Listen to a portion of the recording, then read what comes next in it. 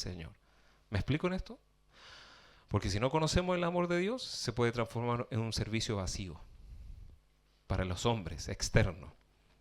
El verdadero servicio viene de un corazón que entiende cuánto es amado. Dice el versículo, al que se le perdonó mucho, ama mucho. Por eso, recuerde de dónde el Señor nos sacó. Cada uno sabe de cómo llegó al Señor, ¿cierto? Cada uno sabe con qué pecados, con qué circunstancias. Y acordarse de ese tiempo: Señor, me sacaste del pozo cenagoso, del lodo de la desesperación, y me trajiste para vivir como un hijo. El Señor no nos ha faltado en nada. No puede haber un servicio radical si no hay un amor radical. Recuerde esto, por eso es esencial recrearse en el amor de Dios. Mire, vamos a Mateo 16, 13 al 28. Y vamos a profundizar esta idea de la comprensión de lo que tenemos que tener, que Jesucristo, que significa que Jesucristo pagó por nosotros. Mateo 16, del 13 al 28. ¿Vamos bien? ¿Cuánto me queda, señor director? 10 minutos, ya. Gracias. Si no, el señor director ahí empieza. Mateo 16, del 13 al 28. Dice, el versículo 13, me siguen, dice: viniendo Jesús a la región de Cesarea de Filipo, preguntó a sus discípulos, diciendo: ¿quién dicen los hombres que es el Hijo del Hombre? Y ellos dijeron: unos, Juan el Bautista, otros Elías, y otros Jeremías, o alguno de los profetas. Jesús les pregunta a sus discípulos: ¿quién dice la gente que es Jesús? Hoy día es lo mismo. Usted le pregunta y Jesús: no, el iluminado, el pulento. Dicen cada cosa, el flaco le dicen ya lo más. Hay cada cosa que se dice Jesús. Sí, lo he escuchado. Sí, hay gente que bien no conoce. Pero había algo bien interesante, que Jesús dice que apartó a los 12 para que estuvieran con él. ¿Sabe para qué? Para que ellos vieran a Jesús en HD. ¿Me explico? Jesús tuvo a 12 cercanos, se relacionó con 12 para que vieran que Él era el Hijo, Él es el Hijo, y supieran de buena fuente de que Él mismo era Dios hecho hombre. ¿Me explico? Eso lo dice el capítulo 1 de Primera de Juan. Dice que lo que hemos visto, lo que hemos oído, lo que palparon nuestras manos tocante al verbo de vida, porque la vida se nos manifestó y la hemos visto y nosotros testificamos. Si algo que dice la Escritura es que estos hombres vieron en HD a Jesús, perdón, ¿me entiende la indicación, cierto? Vieron los milagros, vieron la transfiguración, vieron la crucifixión, vieron la resurrección, vieron todo el panorama de Jesús, y ellos tenían mejor autoridad para decir: Cristo es el Hijo de Dios, el enviado. Por eso Jesús los confronta con esta interesante pregunta: ¿quién dice la gente? ¿Quién dice la gente? No, y algunos te dicen que tú eres Elías, Juan el Bautista. Pero dice en el 16, en el 15, y les dijo: ¿y vosotros quién decís que soy yo? ¿Usted qué puede decir de Jesús? ¿Puede decir lo mismo que dice Pedro en el versículo 16? Que dice, respondiendo Simón Pedro, dijo: ¿tú eres el Cristo, el Hijo del Dios viviente? ¿Usted puede decir a ciencia cierta, y con lo que ha vivido con Cristo Jesús, que Él es el Mesías, el Hijo del Dios viviente, Jesucristo Salvador? ¿Lo puede decir? ¿Sí? ¿Hay alguno que esté dudoso? Vamos a ver. ¿Puede decir que Cristo es el Hijo del Dios viviente? ¿Por qué le digo esto? Porque si Cristo nos trajo a este lugar y nos ha traído a verlo, es para que confirme en nuestro corazón que no hay ningún Salvador como Cristo Jesús, que Él es el Hijo de Dios, Mesías, Salvador. Si es así, entonces dice el versículo 17, que tú eres un bienaventurado, como Simón. Dice: bienaventurado eres, Simón, hijo de Jonás, porque no te lo reveló carne y sangre, sino mi Padre que está en los cielos. Entender que Jesús es el Hijo de Dios es algo revelacional, que viene por la acción del Espíritu Santo. ¿Sí o no? Es el Espíritu Santo el que te da certeza al corazón cuando tú crees y dices: sí, Señor, creo que Jesús es el Hijo de Dios que murió por mis pecados y resucitó para darme vida eterna. Y eso es de ser bienaventurado. Eternamente dichoso. Eternamente dichoso. Téngase por eternamente dichoso si entiende que Jesús es el Salvador. Le dijo el 18: Y yo también te digo que tú eres Pedro, y sobre esta roca edificaré mi iglesia, y las puertas del Hades no prevalecerán contra ella. Y a ti te daré las llaves del reino de los cielos, y todo lo que atares en la tierra será atado en los cielos, y todo lo que desatares en la tierra será desatado en los cielos. Entonces mandó a sus discípulos que nadie dijesen que Jesús era él, el Cristo. ¿Ya? Les dijo, todavía no den a luz esta verdad hasta que yo muera, porque podía ser políticamente incorrecto. Entonces, ¿qué es importante tener esto en mente? Fíjese lo que pasó después de la tremenda revelación de Pedro. ¿Cierto? Usted dice, oh, Pedro que tenía revelación. ¿Ya? ¿Qué pasó en el versículo 21? Que Jesús comenzó a declarar a los discípulos, a los más cercanos, porque Dios se revela a los cercanos, a los que tienen intimidad, a los que le buscan de todo corazón, dice que Él revela sus planes. A sus discípulos que le era necesario ir a Jerusalén y padecer mucho de los ancianos, de los principales sacerdotes y de los escribas, y ser muerto y resucitar al tercer día. Le explico de nuevo. Jesús les empezó a explicar de que tenía que morir. Imagínense qué cara habrá puesto los discípulos diciendo, oh, pero tú eres el Mesías, el esperado, el rey de Israel, el que viene a restaurar la nación de Israel como rey, el heredero de David, porque eso es lo que estaban esperando los judíos, que la nación fuera restituida. Y Jesucristo le habla de muerte. ¿Me explico? ¿Cómo cayeron las expectativas de los discípulos? Pero ¿cómo entonces? Si ¿habrán dudado? Yo creo que sí. 22. Y le dice, entonces Pedro, tomándolo aparte, comenzó lo tomó y le dijo, Señor, ten compasión de ti, que en ninguna manera esto te acontezca. Veamos, el Pedro que declaró que era el Hijo de Dios, que se llevó la estampita, la estrellita por buen discípulo, ¿cierto? Después le dice, Señor, por favor, que no vayas, que te van a matar, que esto no te pase. ¿Me explico? ¿Estoy siendo muy dramático? Pero Jesús le dijo, volviéndose, dijo a Pedro, quítate delante de mí, Satanás, que en el griego significa adversario. No es que le ha dicho que tenía el diablo, aunque, bueno, un adversario. Me eres tropiezo porque no pones la mira en las cosas de Dios, sino en la de los hombres. En este pasaje Pedro no entendía que el plan de Dios a través de Jesucristo, Jesús Mesías Salvador, era que el Hijo de Dios muriera en la cruz del Calvario por los pecados de la humanidad. No lo tenía claro. Pero para él era ofensivo que el Hijo de Dios, el Rey en que estaban poniendo su esperanza, muriera en la cruz. ¿Me explico? Entonces era chocante, pero Jesús les habla una verdad para que entendieran los propósitos de Dios, propósitos radicales. Si hay algo que Jesús tenía claro dentro de su vida, era que Él venía a morir por la humanidad. Él venía como el Cordero de Dios enviado a quitar el pecado del mundo. Jesús tenía claro cuál era su norte. Si Jesús hubiera querido hacer un evangelismo y levantar muchas iglesias, lo hubiera logrado.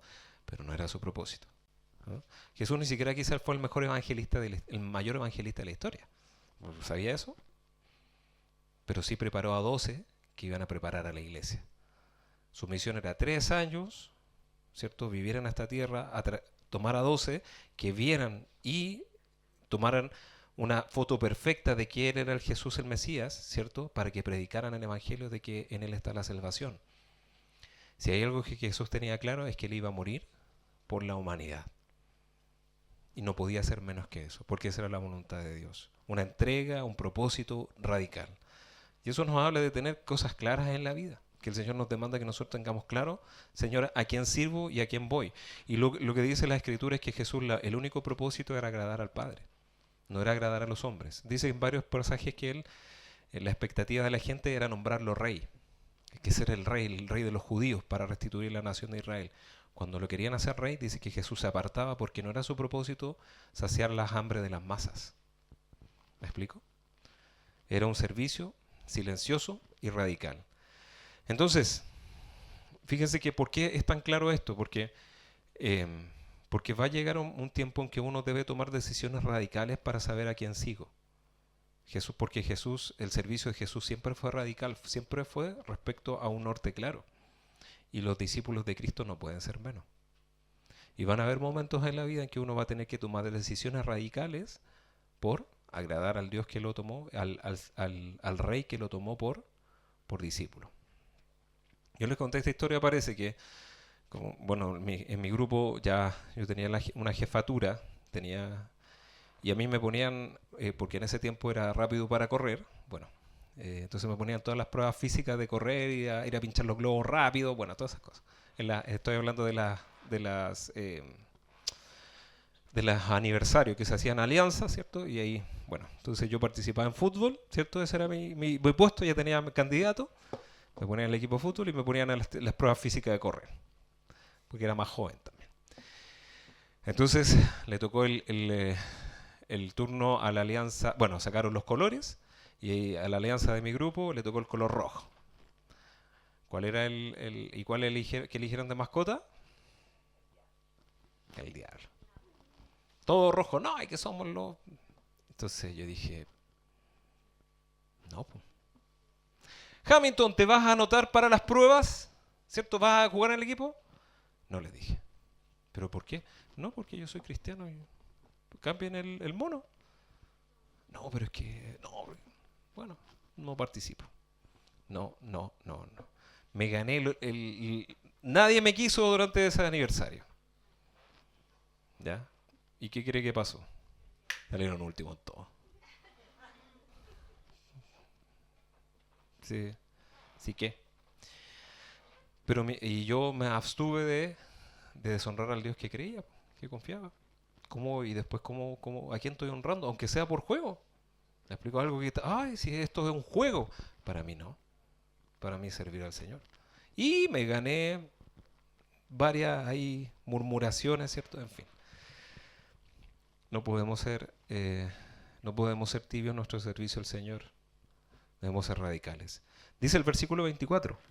Entonces Jesús dijo a sus discípulos, si alguno quiere venir en pos de mí, ¿se acuerda cuál era el llamado al principio? Y en pos de mí os haré pescadores de hombres. Pero dice nuevamente, si alguno quiere seguir, porque el llamado a seguir a Jesús es voluntario. Ojo con esto, que el llamado a seguir a Jesús es voluntario. Nadie nos obliga, no hay una coerción, ¿sabe lo que es coerción? Es por la fuerza. No hay un empuje para decir, tú tienes que ser cristiano. No, el llamado al Señor es simplemente voluntario. Pero dice, si alguno quiere venir en pos de mí, niéguese a sí mismo. Uy, qué difícil. ¿Es difícil? Sí.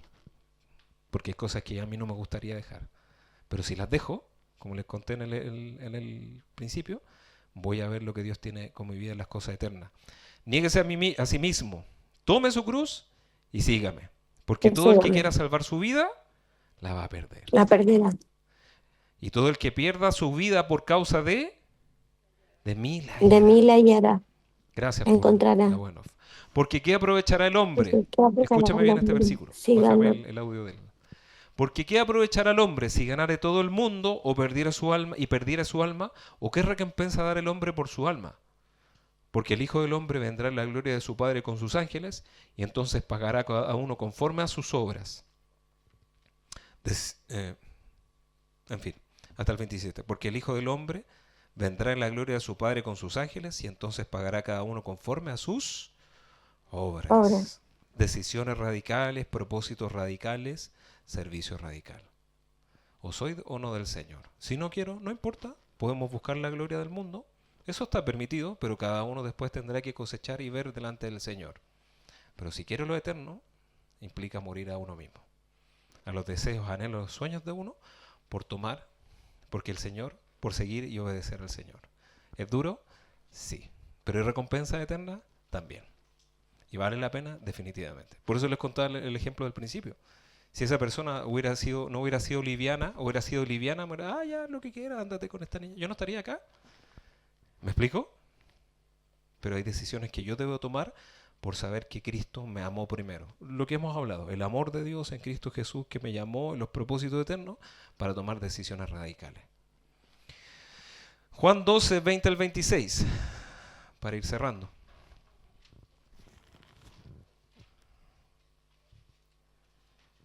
Me tocó el tema radical hoy día, no sé por qué. Bueno, gracias Señor. Dice el 20 al 26. Juan 12, 20 y 26. Había ciertos griegos entre los que habían subido a adorar a la fiesta. Estos pues se acercaron a Felipe, que era de Betsaida de Galilea, y le rogaron, diciendo: Señor, quisiéramos ver a Jesús. Probablemente estos eran judíos helénicos, judíos que hablaban griego y que fueron a alguna fiesta, ¿ya? Pero quizás ellos habían escuchado de Jesús y querían ver a Jesús. Eso es lo que dice, querían. 22. Dice: Felipe fue y se lo dijo a Andrés. Entonces Andrés y Felipe se lo dijeron a Jesús. Es probable que Felipe hablara griego, por eso se acercaron a él. Un detalle. Pero dice, respondió en el versículo 23, respondió diciendo, Jesús, ha llegado la hora para que el Hijo del Hombre sea glorificado. ¿Y en qué consistió en que fuera glorificado? De cierto os digo que si el grano de trigo no cae en la tierra y muere, queda solo. Pero si muere, lleva mucho fruto. El que ama su vida, la perderá. Y el que aborrece su vida en este mundo, para vida eterna, la va a guardar. Si alguno me sirve, sígame, y donde yo estuviere, allí también estará mi servidor. Y si alguno me sirviere, mi Padre le honrará. Hay recompensa para aquellos que le sirven radicalmente al Señor Jesucristo y que toman decisiones delante de Él. Porque esto no es delante de los hombres, sino delante de ¿quién? Del Señor. Dice, mire lo que dice en la NTV. Dice, les digo la verdad, el 24 en NTV. El grano de trigo, a menos que sea sembrado en la tierra y muera, queda solo. Sin embargo, su muerte producirá muchos granos nuevos, una abundante cosecha de nuevas vidas. ¿A qué se refería Jesús?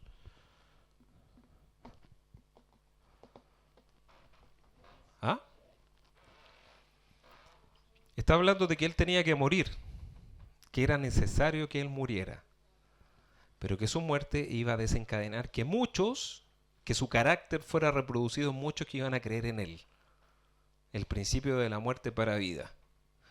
Una semilla cuando cae deja de ser semilla para transformarse en otra cosa. ¿O no? ¿Ha sembrado una semilla el porotito? ¿Quién lo ha sembrado el porotito en el... Y uno está así, que cambie, ¿cierto? ¿Le ha pasado o no? Oh, cuando éramos chicos en el vasito así, todos estamos pegados así, y le echaba agua, ¿cierto? Ahogado el poroto, bueno, hasta que se transforma.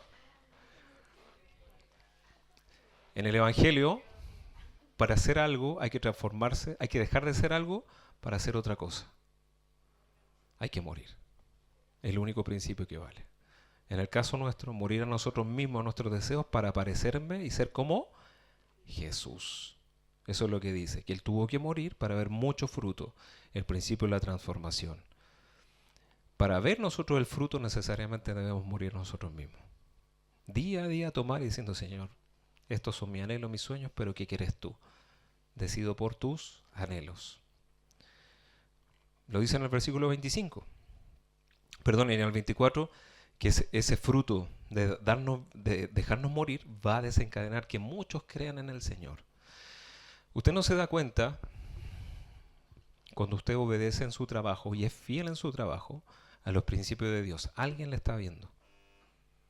Y alguien, por ese testimonio que usted está dando silencioso, va a ser llamado al Señor. Alguien va a ser convertido por su testimonio de fidelidad de lo que usted hace. Porque Dios siempre está haciendo las cosas. Dice el versículo 25, ¿cierto? Nuevamente, el que ama su vida, la perderá. Para hacer algo hay que dejar de ser otra cosa. Siempre tengo que estar muriendo. No hay seguridad en mis deseos, en mis sueños, en mis anhelos. No hay ninguna. Pero sí hay que apostar a lo eterno. Usted no pondría sus inversiones en algo que no diera rédito. Usted tiene ahorros, ¿sí? Ahorra, y usted lo invierte en fondos de mutuo, depósito a plazo, en fin, y lo pone donde más dé fruto. Esto está diciendo el Señor, que yo debo poner mi vida en lo eterno, porque eso tiene fruto. ¿Mm? Los que aman su vida en este mundo la van a perder. Eso es lo que dice el Señor Jesús. Pero el que aborrece su vida, el que le da menos preponderancia a las cosas de la tierra por lo eterno, esos van a ver vida eterna. 26. Si alguno me sirve, sígame. Y donde yo estuviere, allí también estará mi servidor. Siga al Señor Jesús, sirva al Señor Jesús porque no hay nadie más que le haya amado como Cristo le amó. Asegúrese, santifíquese, viva para Él y dice que el Padre lo va a honrar. Porque la honra viene de Él, del Señor. Y no busque la honra del hombre, busque la honra que es eterna, que es del Señor. A eso nos llama. Señor, gracias por aquellos que un día nos tomaron y nos enrielaron en las cosas que son realmente importantes, Señor. Porque necesitamos ese refresco. Gracias porque a tus discípulos tú le hablaste claramente, Señor. Claramente de las cosas que son importantes, de las prioridades, de tener un amor radical tuyo en nuestra vida para servirte radicalmente, Señor. No podemos ser cristianos doble ánimo, que un día sí, un día no, porque en eso no hay bendición. Necesitamos tomar decisiones, Señor, que te honran a ti, por vida eterna, Señor, y por vidas y propósitos eternos que tú estás preparando, y por vidas, Señor, que tú pondrás a nuestro alrededor, que nos están viendo cómo corremos esta carrera, Señor. Y perdónanos cuando no somos conscientes, perdónanos porque a veces, sí, Señor, lidiamos con nuestros deseos, nuestros anhelos, Señor, pero tú antes de satisfacerlos, porque tú eres bueno, tú das más, Señor, pero a veces priorizamos nuestras cosas y te postergamos a ti. Y no entendemos que tú eres Rey y Señor de nuestra vida, que nos rescataste y nos amaste para que tú tengas la prioridad de nuestra vida. Levantemos nuestras manos y dígale, sí, Señor, enséñame a amarte con todo el corazón, con toda mi alma, con mi mente. Enséñame a poner mi vida delante de ti, Señor. No es lo que quisiera. A veces no queremos servir a otro. Se lo digo, todos tenemos esta lucha de querer servirnos a nosotros mismos y postergar las cosas de Dios, pero no sirve. Tiene que ser primero las cosas de Dios y postergarnos nosotros por Él. ¿Qué es lo que el Señor nos dice que debemos hacer por Él este día? Es voluntario.